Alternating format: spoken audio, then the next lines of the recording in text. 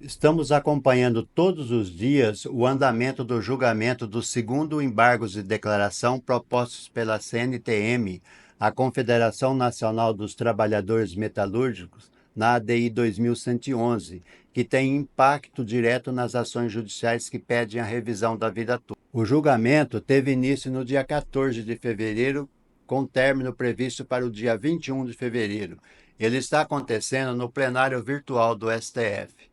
No momento em que eu gravei esse vídeo, o portal do STF mostra que o ministro Cristiano Zanin apresentou o seu voto.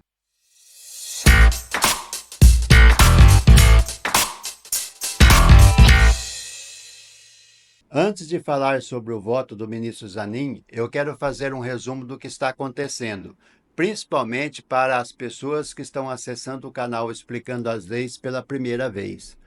A revisão da vida toda é uma tese previdenciária que permite aos segurados do INSS recalcularem o valor das suas aposentadorias, considerando todas as contribuições feitas ao longo da vida e não apenas aquelas realizadas após julho de 94, quando entrou em vigor o Plano Real. O tema 1102 do STF trata da constitucionalidade dessa revisão. O debate gira em torno da possibilidade de o segurado escolher a regra mais benéfica, especialmente para aqueles que tinham salários mais altos antes de 94 e foram prejudicados no cálculo vigente. O STF, inicialmente, decidiu a favor da revisão, mas posteriormente houve mudanças na composição da corte, isso é, entraram novos ministros e houve novos pedidos de modulação dos efeitos da decisão, tornando o desfecho incerto. Nesse julgamento que está em andamento, o recurso que foi apresentado pela Confederação Nacional dos Trabalhadores Metalúrgicos pede que seja concedido o direito à revisão da vida toda aos aposentados que ingressaram com ações revisionais na Justiça até o dia 21 de março de 2024, data em que o Supremo Tribunal Federal estabeleceu a invalidade da revisão do benefício. Nesta época, o STF revisou a própria decisão que havia autorizado essa norma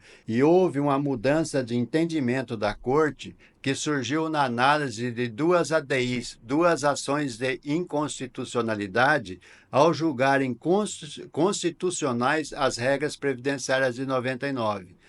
A maioria dos ministros decidiu que os aposentados não têm mais direito de optar pela regra mais favorável para o recálculo do benefício. Bom, o voto do ministro relator, o ministro Nunes Marques, foi contrário aos interesses dos aposentados, uma vez que rejeitou esse segundo embargo de declaração que está em julgamento. O canal Explicando as Leis tem outro vídeo falando sobre esse voto do relator que está aparecendo aí no card. Em seguida, o ministro Alexandre de Moraes apresentou o seu voto acompanhando o entendimento do relator. E desde ontem, dia 17 de fevereiro, o portal do STF mostra o novo voto, desta vez do ministro Zanin, também acompanhando o relator. Desse modo, temos 3 votos contrários à tese defendida pela CNTM. Quanto a essa postura do ministro Zanin, não há qualquer surpresa. Cristiano Zanin ganhou notoriedade como advogado do ex-presidente Lula nos processos da Operação Lava Jato. Ele foi peça-chave na estratégia de defesa que levou à anulação das condenações do ex-presidente Lula, com base na suspeição do ex-juiz Sérgio Moro. Mas ele não surgiu do nada. Zanin já tinha uma carreira consolidada no direito, atuando principalmente em causas empresariais e cíveis. Ele é formado pela PUC de São Paulo, ele construiu uma trajetória respeitada, mas foi a defesa de Lula que o catapultou para o centro do debate jurídico nacional. Em 2023, Lula, agora reeleito presidente, indicou Zanin para o Supremo Tribunal Federal. A escolha foi polêmica. Críticos alegaram que ele não tinha experiência suficiente para o cargo e que sua nomeação teria um viés pessoal. Defensores da nomeação, por outro lado, destacaram a sua competência técnica e o profundo conhecimento do direito. E o Senado? Bem, o fato é que o Senado aprovou o seu nome com folga e, em julho de 2023, ele tomou posse como ministro do STF. Desde então, o Zanin tem mostrado um perfil conservador em matérias criminais e mais alinhado à proteção de garantias individuais no âmbito civil. Surpreendeu muita gente ao votar contra a tese do juiz de garantias, o que contrariou parte da base governista. Em pautas sobre direitos fundamentais e a liberdade de expressão, o Zanin tem se posicionado de forma pragmática, sem grandes arroubos ideológicos.